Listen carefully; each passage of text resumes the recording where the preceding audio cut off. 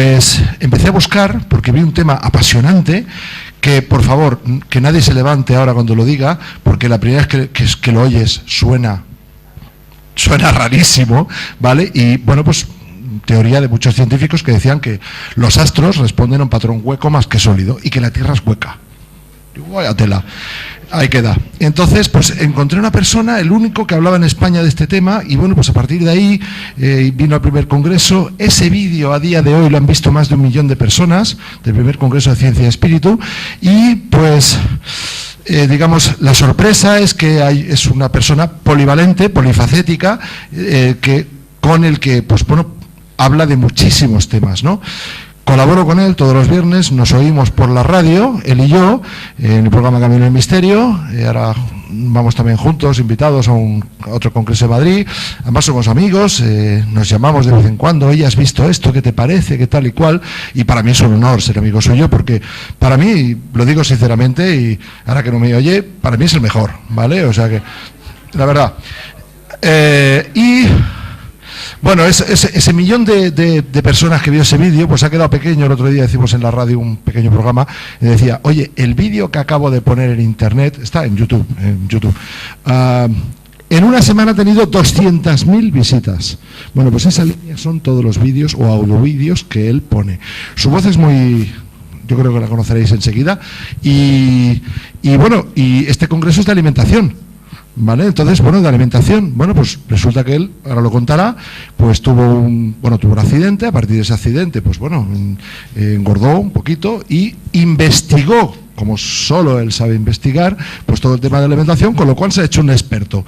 Y no sé, ahora lo contará en detalle cuántos kilos y en qué tiempo pues se quitó. Con lo cual tenemos un experto investigador, no especialista 100% en alimentación, pero con muchísimas cosas que ofrecernos, y él es José Luis Camacho, de Mundo Desconocido.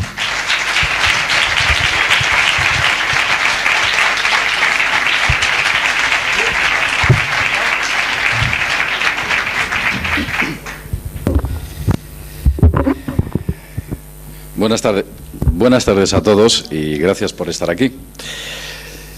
Se nota que es mi amigo, Bueno, el tema que me trae hoy aquí no es otro más que la cuestión de la alimentación. No es habitual que yo hable sobre mí, no suelo hacerlo, pero en esta ocasión, y como ejemplo práctico, qué mejor que hablar sobre una experiencia que tuve. Concretamente, os voy a poner 2 fotos. Una fue antes y otra es después. La diferencia entre una foto y otra son 40 kilos de peso. En estos momentos me pilláis en baja forma, la verdad es que estoy de vacaciones a esos niveles. Pero os voy a poner la foto de cómo me encontraba y cómo conseguí cambiar, creo que fue en 5 meses. Bien, esta es la fotografía. La de la derecha, que podéis ver a vuestra izquierda, es una fotografía o una imagen sacada de un canal de Castilla y León en una entrevista que me hicieron, y la de la derecha fueron 5 meses después. Lo que hice en su momento, lo que me ocurrió para yo llegar al estado en el que me encontraba en esa fotografía, y es que estuve varios meses postrado. Tuve un accidente de moto, un buen revolcón, tuve algunas roturas de huesos y eso hizo que me postrase en la cama. La falta de actividad y el estrés, el sedentarismo, etcétera, hizo que cogiese mucho peso, un montón de peso. Algo, bueno, pues dramático para mí. Empecé a investigar la cuestión de la alimentación. Es curioso porque la condición humana no es así. No es así, la condición humana natural es así. Entonces, algo hay en la alimentación que nos están dando que nos produce un estado antinatural de nuestro físico. Algo están haciendo. Lo que ocurre es que nosotros pensamos, por ejemplo, que hay dogmas importantes y poderosos, como pueda ser la Organización Mundial de la Salud, que todo aquello que dicen obedece a una realidad. Nosotros, cuando la OMS está haciendo las recomendaciones alimenticias de la famosa pirámide de la alimentación, nosotros pensamos que, bueno, pues sí, es la OMS, muchos médicos, todo es correcto y aquello es inamovible. En realidad, lo que ocurre es que el origen antropológico del hombre, y es donde hay que ir a las raíces humanas, no son lo que la Organización Mundial de la Salud nos está diciendo. Veréis. El primer humano moderno aparece hace unos 260.000 años aproximadamente. Si bien es cierto, diferían de nosotros a un cierto grado, pero su genética era muy parecida, eran compatibles con nosotros. Aquella gente tenía una forma de comprender la vida muy diferente a la que entendemos nosotros. Esa gente eran cazadores. Su alimentación básica era la carne compuesta por las grasas y las proteínas. Si bien es cierto que ese hombre de hace 260.000 años proviene de otro que viene desde hace 2 millones de años, que se alimentaba de bayas y recolectaba, el hombre moderno era cazador, comía carne o pescado. Su principal dieta, como ya he dicho, era la caza, pero ocurre una cosa muy extraña, y es que con las primeras culturas, concretamente la primera cultura o la primera organización humana, ocurre hace unos 8.600 años, hace ya mucho de esto, hay una datación, y la primera ciudad, que es la fotografía que podéis ver ahí atrás, es Catalcuyuk, tiene 6.600 años de antigüedad.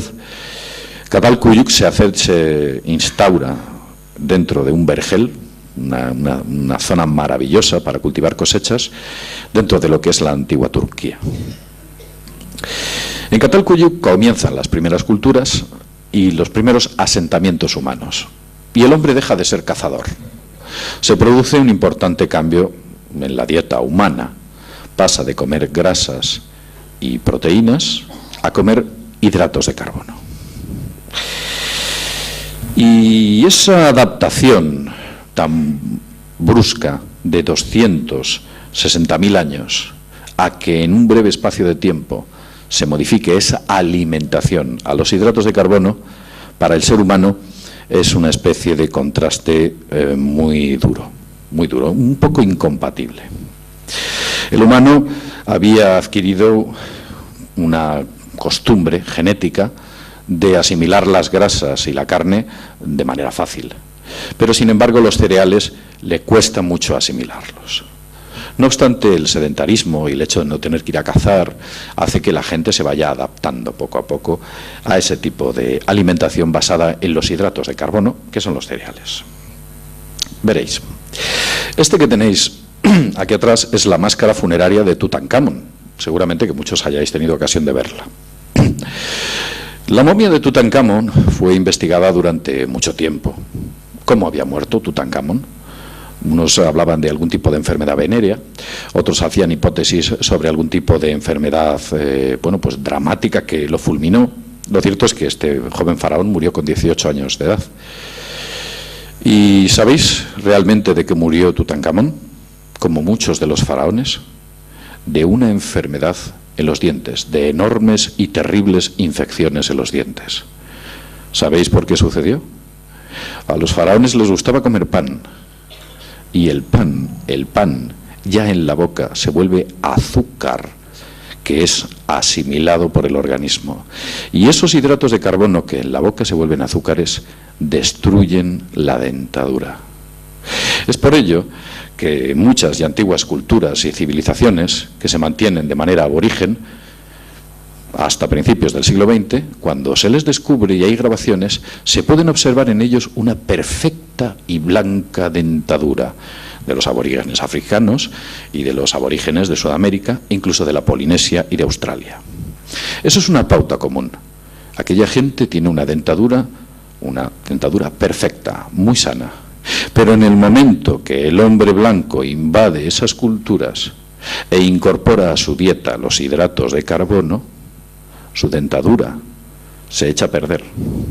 Pero no solo su dentadura, sino que empiezan a aparecer enfermedades que aquellos aborígenes no tenían y disfrutaban de una gran salud. Esto se puede ver claramente en una serie de aborígenes australianos que todavía quedan y que viven en el sur de Australia, cuyas costumbres se siguen manteniendo ancestralmente, viven de la pesca y de la caza. Os voy a poner una foto y observar el físico que tiene esta gente, incluso los ancianos. Estos son aborígenes australianos. Su dieta solo son grasas y carne. Como veis, parece que los han sacado de una pista de atletismo de los 100 metros. Tienen un físico estupendo. ¿Por qué? Porque no comen hidratos de carbono. Solo están comiendo grasas y proteínas. Ni más ni menos. Al introducir los hidratos de carbono en aquellas culturas, las destruimos. Esto es algo habitual. El hombre blanco, cuando lo invade, lo destruye. Es una especie de virus. Ya lo decía el señor Smith en la película Matrix. Bien, sé que hay mucha gente que es vegetariana.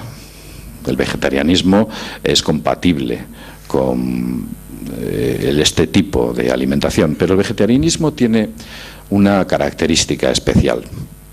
Y es que los azúcares que incorpora el organismo, en muchas ocasiones, no son de una cadena de igual complejidad que la de las harinas refinadas que provienen del refinamiento especulativo de los cereales, que es lo que realmente produce las enfermedades en todo el organismo. Pero las enfermedades que produce, bueno, estoy hablando de la gente que es vegetariana, os pondré una imagen sobre el mismo. Las enfermedades que producen el vegetarianismo son muy pocas, diréis. Lo cierto es que nuestra vida occidental es totalmente compatible con esa forma de entender la vida de aquellas personas que son vegetarianos o lacteo-vegetarianos. Pero la naturaleza humana, el ser humano en sí, es al 90% carnívoro. Porque venimos de una tradición de 260.000 años de seres carnívoros. Bueno, no tenéis más que ver las pinturas rupestres. Nunca hay imágenes de recolección. ¿Qué hay en las pinturas rupestres? Imágenes de caza. Ya nos está diciendo qué comía aquella gente: grasas e hidratos de carbono. Os voy a poner un ejemplo. Estas son unas clásicas imágenes de caza y seguramente en Internet tendréis un montón de ellas en las cuales ya desde el Neolítico y mucho antes, desde las primeras representaciones gráficas que hay en las más antiguas culturas, la imagen del aborigen cazador o de esas viejas culturas cazando es algo, una cuestión habitual. Si bien es cierto, supongo que en temporadas en las cuales la caza bajaba, aquella gente se alimentaba de lo que recolectaban. Por eso hablo de que a un 90% somos carnívoros y a un 10% no. Continúo. ¿Por qué los hidratos de carbono se imponen en la dieta? ¿Qué es lo que ocurre? ¿Por qué se imponen? Porque los vemos por todos los lados. En nuestra cultura occidental, los hidratos de carbono están en todos los sitios. Pues muy fácil. El hidrato de carbono es muy barato. Es mucho más barato que la grasa y la proteína. La proteína y la grasa es cara. No vale lo mismo el pescado que una barra de pan, evidentemente. Es caro. Y del cual se puede hacer muchos procesos industriales. Es muy fácil de manipular el hidrato de carbono. Los márgenes de beneficio del hidrato de carbono son enormes, cosa que no tienen ni las grasas ni las proteínas. Son modificables, también son duraderos. Tienen muchas características, entre otras la de generar enfermedades, porque son incompatibles con el organismo humano, a ciertos niveles. Veréis, si vosotros entráis a un supermercado, veréis que gran parte del abanico, de la oferta que ese supermercado nos ofrece, está llena de hidratos de carbono. Observar la etiqueta. Veréis que un 30, 40, 50 y hasta el 80% es la composición de todos los alimentos que hay dentro de un supermercado. Y es curioso porque los alimentos que llaman light, una palabra muy especulativa, que en realidad son bajos en grasas, pero altísimos en hidratos de carbono.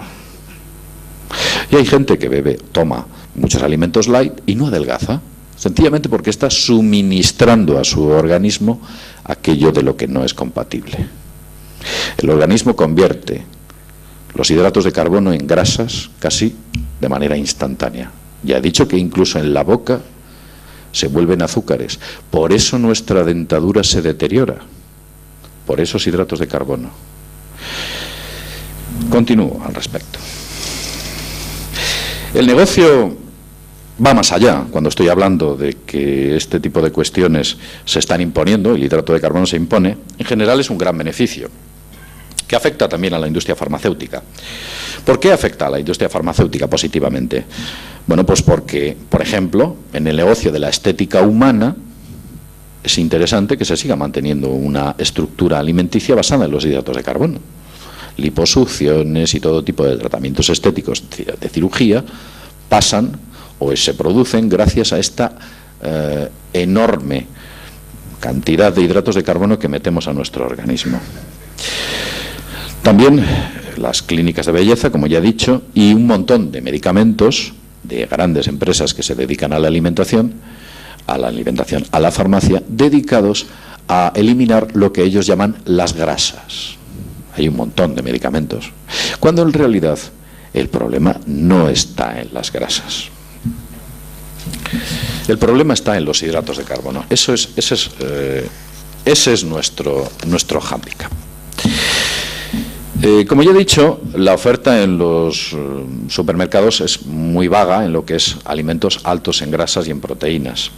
Pero lo que sí que podemos encontrar son muchos hidratos de carbono, que los hidratos de carbono, hemos estado hablando de que producen enfermedades en nuestro organismo y una serie de cuestiones adicionales muy curiosas. Veréis.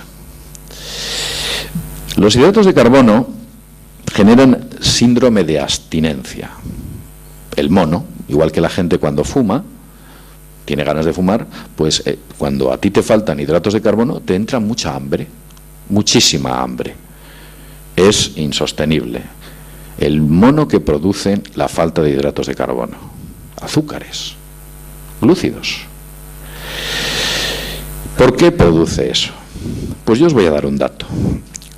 Si cogéis una molécula de cocaína y una molécula de azúcar, la diferencia entre ellas es un átomo de hidrógeno.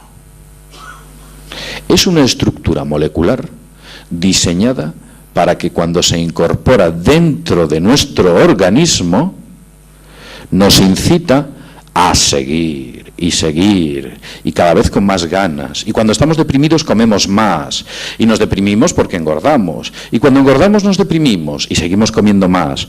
Un extraño círculo vicioso. Nos deprimimos. Es curioso. Son alimentos diseñados.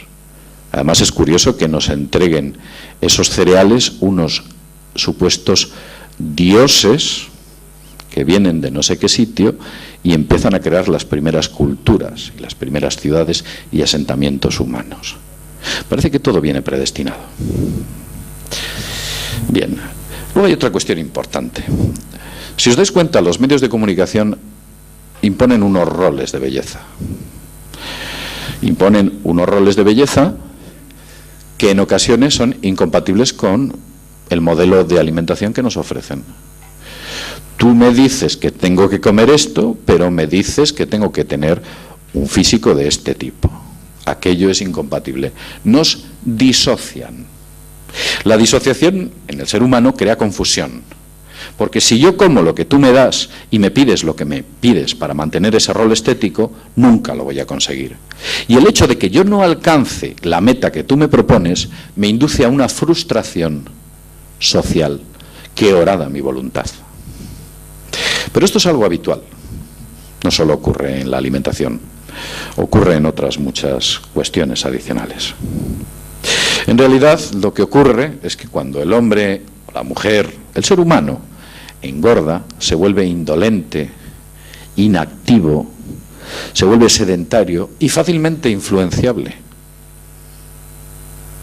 Cuando nosotros cogemos peso, nos volvemos más débiles.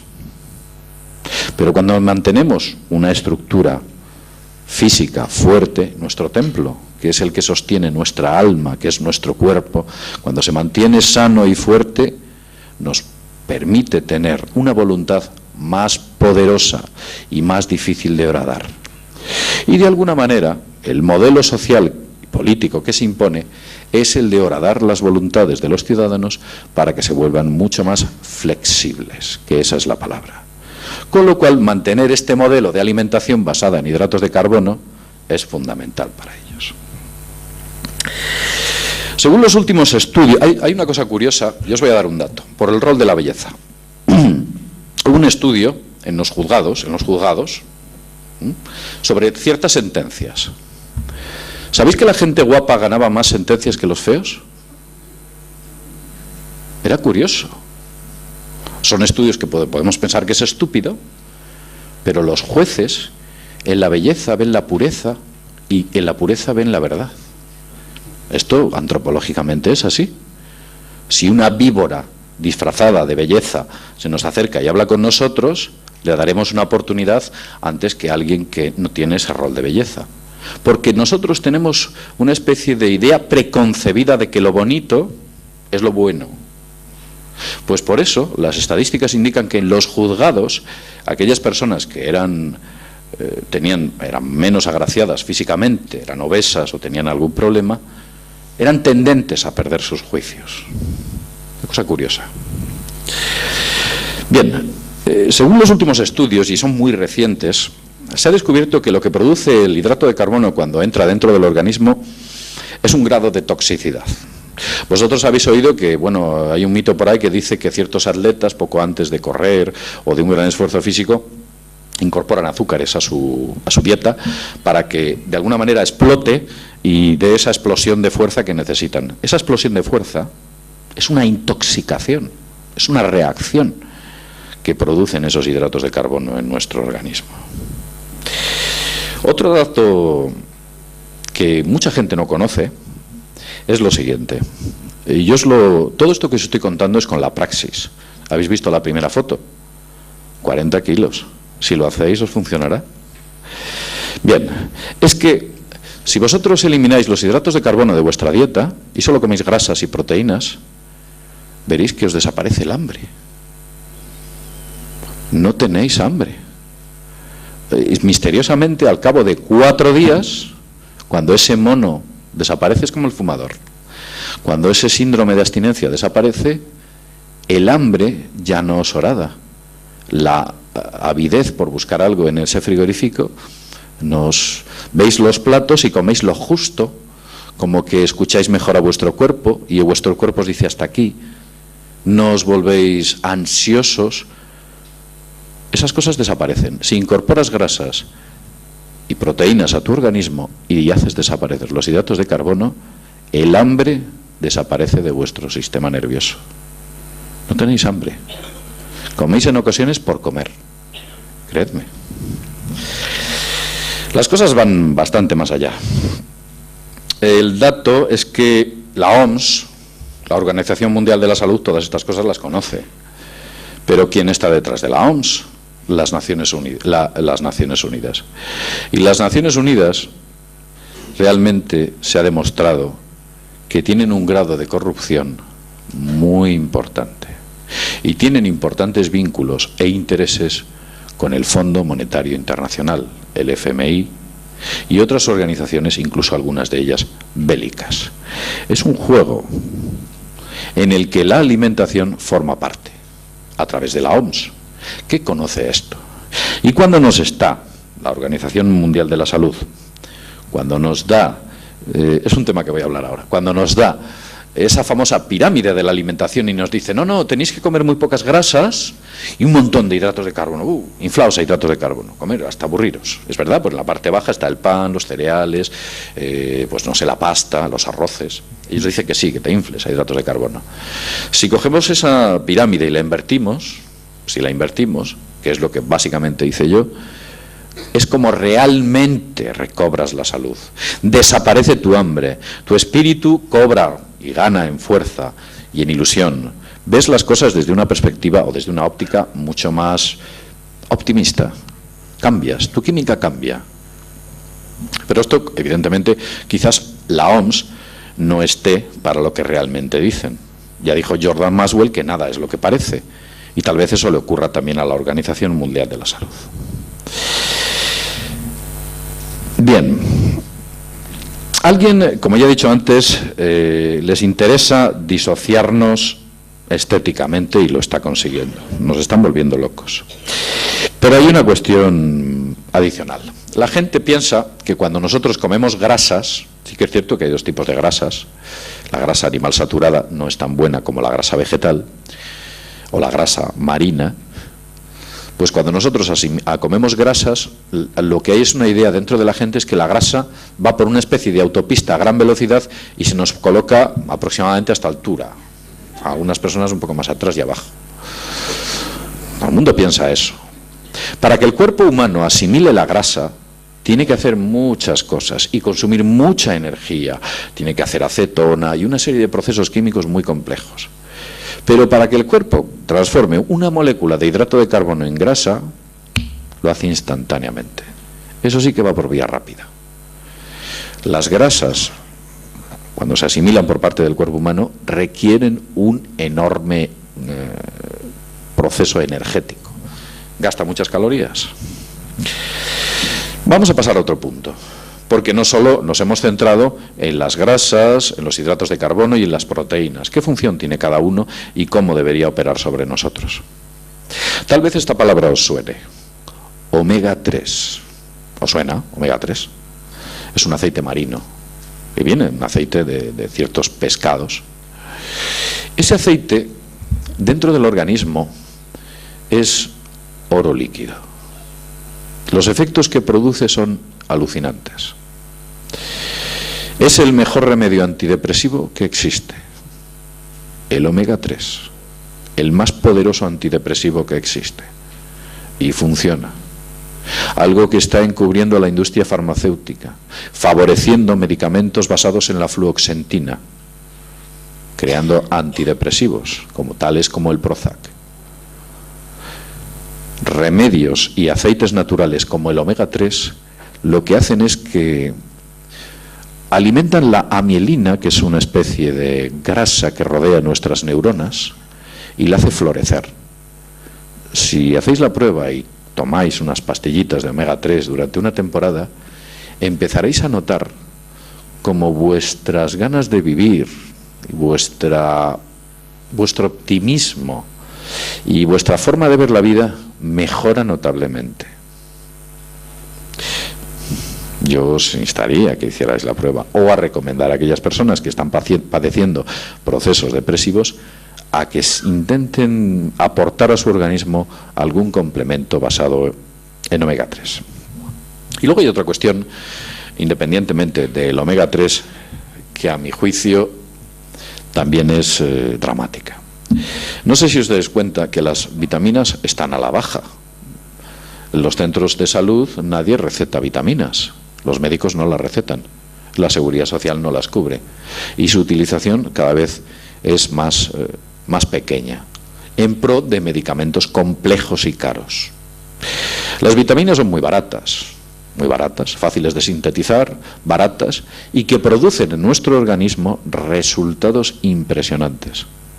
Porque algunas de ellas, debido a nuestro entorno de vida tan artificial que nos han impuesto, hacen que suframos importantes carencias de vitaminas. Si incorporamos vitaminas a nuestro sistema con una cierta regularidad, veremos que ese espíritu se fortalece. Y todo aquello que nos hace fuertes y todo aquello que nos hace resistentes, parece que hay ciertos poderes que no le interesa. ¿De acuerdo? Y entre esas cosas está el omega 3 y las vitaminas. Eso nos hace fuertes, endurece nuestro espíritu, lo hace fuerte. En pro de los antidepresivos, que esos sí que los recetan. Y por cierto, con mucha alegría. Cada vez las recetas de antidepresivos no solo son con mucha alegría, sino que a los niños de corta edad se les receta de una manera como bastante habitual. Este niño es hiperactivo, hay que darle un antidepresivo. Y si veis que sigue hiperactivo, le dais 2, y si no, toda la caja. Bien. Vamos a continuar. Veréis, hay una cuestión muy extraña, y yo le llamo el misterio de las calorías. Esto es francamente alucinante. Os cuento. Las necesidades calóricas del hombre adulto, un hombre adulto medio, son de unos 2.500 kilocalorías al día, 2.900 kilocalorías al día. Las de una mujer son de 2.200 aproximadamente, más o menos. Lo que ocurre, la diferencia entre ambas es debido a su masa muscular. El hombre, al tener más masa muscular, necesita más energía, nada más. Por eso hay una diferencia ahí entre el hombre y la mujer.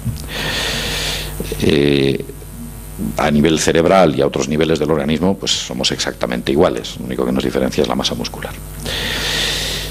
Hay una cosa muy extraña. 2.600 kilocalorías, o 2.900, o 2.200 kilocalorías, es muy poco. Y yo os cuento. Una caloría es la energía. ¿Qué es una caloría? Una caloría es la energía calorífica necesaria para elevar 1 grado Celsius, 1 gramo de agua de 14,5 grados a 15,5 grados. Quiero decir, si una caloría es capaz de subir 1 grado de temperatura, 1 gramo de mi cuerpo, o 1 gramo de agua de mi cuerpo, ¿cuántas calorías necesita para mantener 80 o 90 kilos? Muchas. Muchas más que 2.600 o 2.900. Concretamente, necesitamos, para mantener a un hombre adulto que pesa 80.000 gramos, necesitamos 2.900.000 calorías, que son 2.900 kilocalorías según la OMS. Pero sin embargo, y vamos a lo que la ciencia dice, un cadáver a las 2 horas se queda frío, pierde toda la temperatura. Para que nuestro organismo sostenga esos 37 grados de temperatura, solamente para eso, necesita la cifra de 12.000 kilocalorías cada 24 horas.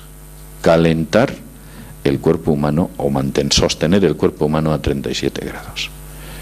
Y vosotros os estaréis diciendo, si sostener un cuerpo humano a 37 grados de temperatura supone 12.000 calorías, y yo solamente como 2.900, debería estar delgadísimo, porque claro, hay un déficit tremendo. ¿Dónde entra en nuestro cuerpo esa diferencia? Luego además hay un dato adicional.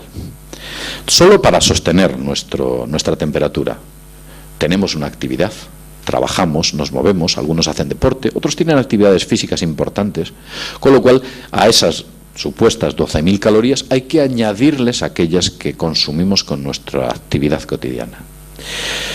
Pero es que hay otra cosa adicional. Resulta que, según la medicina moderna, el 40% de las calorías las consume nuestro cerebro, con su utilización, la utilización del pensamiento, los procesos mentales. El 40% se nos va ahí arriba. Con lo cual nos damos cuenta que en realidad, para lo que pudiéramos considerar como un proceso vital diario de 24 horas, necesitaríamos 20.000 calorías. Una cifra enorme. Y sin embargo comemos 2.900. Y sin embargo engordamos. Todo esto es un misterio. ¿Qué ocurre aquí? Algo entra en nuestro organismo que nosotros no entendemos y que nos está ofreciendo alguna forma de alimento. Y tenemos que ir a las antiguas culturas. En las antiguas tradiciones y las antiguas y ancestrales culturas, desde el hinduismo, pasando al brahmanismo y a todas aquellas, sobre todo provenientes del occidente, del oriente, son culturas que hablan de que algo entra dentro de nosotros que se llama el prana, el chi, el ki. Sí, algo entra dentro de nosotros a través de una serie de portales, de ventanas, de chakras, a través de la respiración. Los Vedas le daban un nombre, como ya he dicho antes, el prana. Algo entra a través de nuestro organismo, una forma de energía que nos sustenta y que adicionalmente nos mantiene, independientemente de la comida, como un aporte calórico dentro de ese oxígeno que respiramos. No se sabe exactamente qué es, Lo cierto es que gran parte de las culturas existentes hablan sobre que estamos aportando un aporte adicional energético que viene del aire. Pero continuamos con esta extraña cuestión.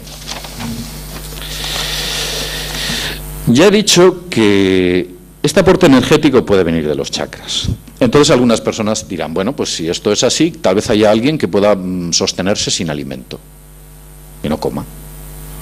Y lo cierto es que sí, hay gente que no come y se mantiene viva. Y esto no es ciencia ficción, ni me he vuelto loco ni me lo estoy imaginando. Os voy a hablar de Prahlad Jani. Este es Prahlad Jani. Es un yogi. Y fue estudiado por los científicos en el año 2003. Básicamente porque no hace decenas y decenas de años que este hombre, que aparece aquí atrás, no come nada y bebe un sorbito de agua cada 15 días. La medicina actual pensó que esto era una especie de fake, una broma. Dijeron que esto era absurdo. Y entonces al señor Jani le sometieron a una estrecha vigilancia.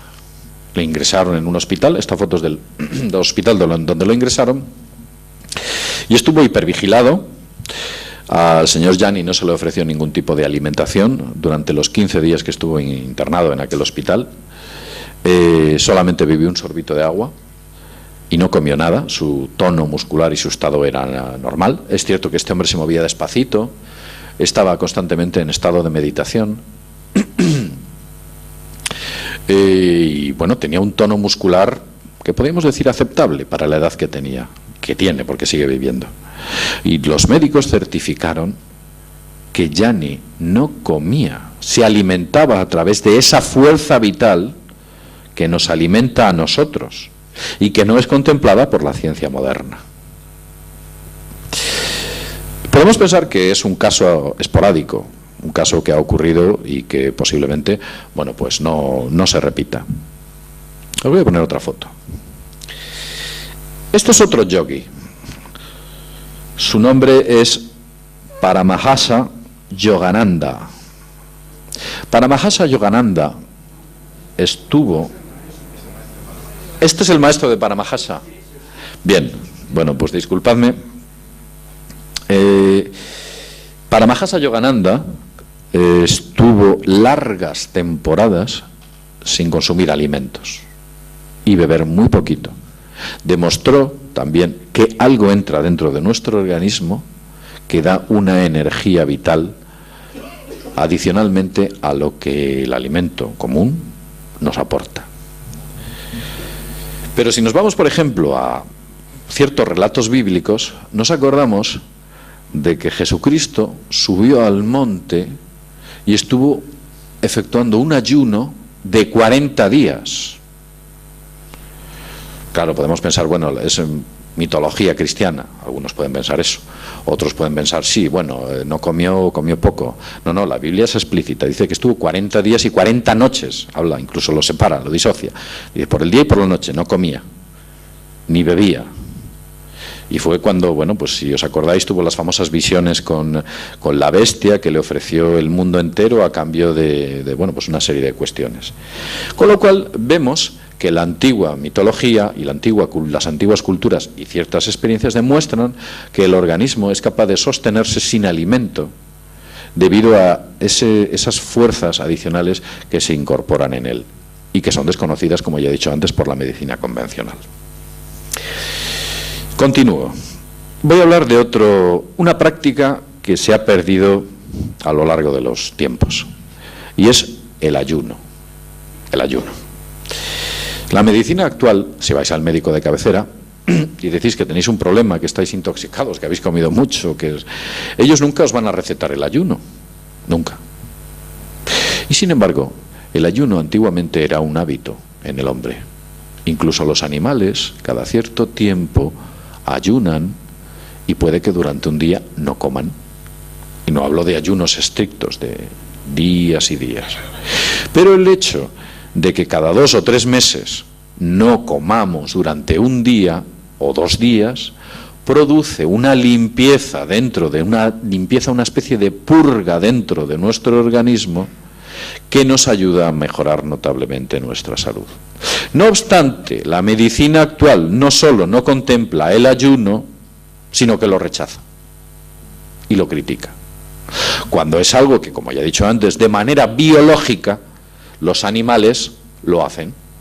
Nuestros perros, nuestros gatos, que es lo más cercano que tenemos, hay días enteros que no comen, sencillamente porque necesitan limpiar su cuerpo, necesitan que su cuerpo no procese. Y sin embargo, este modelo de vida que tenemos consumista y la publicidad sobre comer, consumir y entrar en una serie de ciclos, todos estos ciclos de la alimentación, evidentemente ni siquiera contemplan de lejos la posibilidad de que usted durante un día no esté comiendo, no esté consumiendo. ¿Cómo vamos a permitir que la gente deje de comer y consumir cada cierto tiempo? No, tienen que estar comiendo, y cuanto más tiempo mejor, y si pueden constantemente, mejor todavía. Con lo cual vemos que al final todo este tipo de cuestiones obedecen a un proceso de marketing cuyos intereses trascienden a nuestras necesidades y por supuesto a nuestra salud, como siempre ha sido. Cuando al principio he estado hablando sobre los hidratos de carbono, y en mi experiencia habéis visto, visteis que perdí mucho peso, en los datos de mi colesterol, pese a comer muchísimas grasas, quedaron perfectos. Los análisis sanguíneos que me hicieron quedaron perfectos. Y sin embargo, cuando metía muchos hidratos de carbono, estas analíticas se volvían locas, en muchas cantidades de problemas con los triglicéridos, problemas con el grado de glucosa en la sangre y problemas, por supuesto, de colesterol. Se disparaban cuando yo incorporaba muchos hidratos de carbono en mi dieta. Pero en el momento que los retiras, lo que es los componentes sanguíneos adecuados se sitúan en un punto idóneo. Como sabéis, una de las enfermedades del siglo XX es la diabetes, modificada por ese aumento enorme de glucosa que son hidratos de carbono en nuestros organismos, porque nuestros organismos no están diseñados para asimilar esas harinas refinadas y esos azúcares refinados complejos que son los hidratos de carbono. Lo que hacen es intoxicarnos. Me gustaría, y esto para finalizar, que veáis un poco que la cuestión de la alimentación no es importante ahora, viene muy de atrás. Siddhartha Gautama, Buda, quien vivió hace unos 2500 años, tal vez más, escribió una serie de documentos. Hay pocos escritos de Buda. Lo cierto es que uno de ellos se llama el Dhammapada, y en él Buda hace 2 afirmaciones muy curiosas y muy interesantes. Dice lo siguiente: al que vive apegado al placer, con los sentidos irrefrenados, sin moderación en la comida, indolente, inactivo, a ese Mara lo derriba. Mara es la muerte. Mara lo derriba, como el viento derriba a un árbol débil. Y dice una segunda afirmación: al que vive consciente de las impurezas, con los sentidos refrenados, moderado en la comida, lleno de fe, lleno de sustentadora energía, a ese Mara no lo derriba como el viento no derriba a la montaña. Con lo cual vemos que ya en las antiguas tradiciones, hace miles de años, contemplaban la idea de que si tu cuerpo, tu templo, era fuerte, tu espíritu se mantenía fuerte y firme. Una cosa va ligada a la otra. Tal vez por este tipo de cuestiones a alguien le interese horadar nuestro cuerpo y destruir nuestra salud.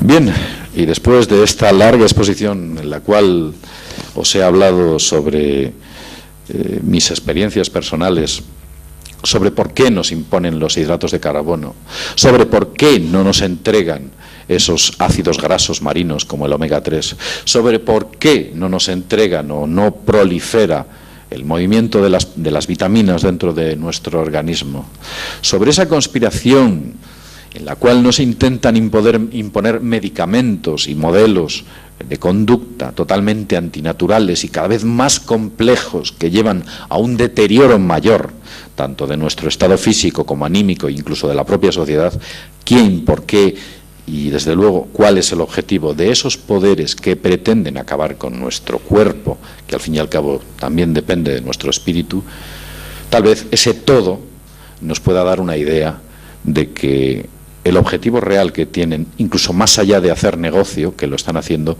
sea otro, y sea el objetivo de esclavizarnos y volvernos indolentes e inactivos, depresivos, que es así como nos quieren ver y es así como nos controlan.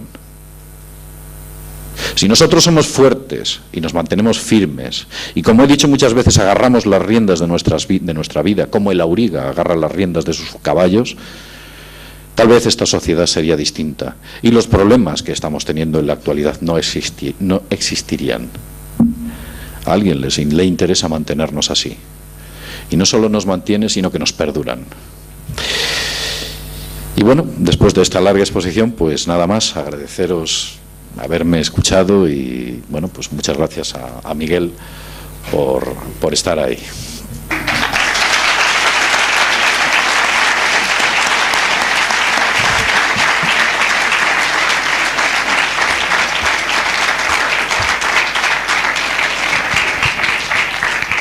Gracias. Hola. Sí. Quería preguntarte, cuando hablas de hidratos de carbono, te refieres, por lo que yo he entendido, que decías, te referías a los hidratos de carbono industriales, ¿no? Exactamente. Claro, porque si no hay mucha información sobre el tema de alimentación, quizás lo que yo he oído de ti podría llevarme a una confusión, porque los hidratos de carbono de los cereales integrales son totalmente azúcar lento, es muy importante. Yo, por ejemplo, llevo 30 años comiendo hidratos de carbono y no estoy gorda. Y, o sea, quiero decir que es importante, ¿no?, que si por favor puedes aclarar, si es que está en tu teoría, que no es lo mismo comer cereal integral, arroz integral, mijo, que comer hidratos de carbono de supermercado. ¿Sí? Gracias. Sí, tal vez es cierto. Es un punto que no ha quedado muy claro y hay que diferenciar, igual que los azúcares. No es lo mismo un azúcar de una fruta, de una verdura, que un azúcar refinado. Hay que diferenciar lo que son las harinas refinadas, que son harinas que tienen un tratamiento industrial superpotenciadas con hidratos de carbono de rápido consumo, que esos cereales que no han sido tratados de manera industrial, de manera agresiva, que tienen otro comportamiento en nuestro organismo. No obstante, si abusamos de esos también tendremos problemas. Y tampoco tiene nada que ver los azúcares procedentes de las frutas y de las verduras que los azúcares procedentes del azúcar refinado que se produce. Me gustaría comentar algo también sobre las verduras y las frutas. Las frutas son medalla de bronce, las verduras son medalla de oro para nuestro organismo. Eso también es cierto. Y eso recuerdo que cuando hablé con gente que me empezó a explicar este tipo de cuestiones, me di cuenta que me sentaban notablemente mejor las verduras que las frutas. La verdura es medalla de oro y la fruta es medalla de bronce.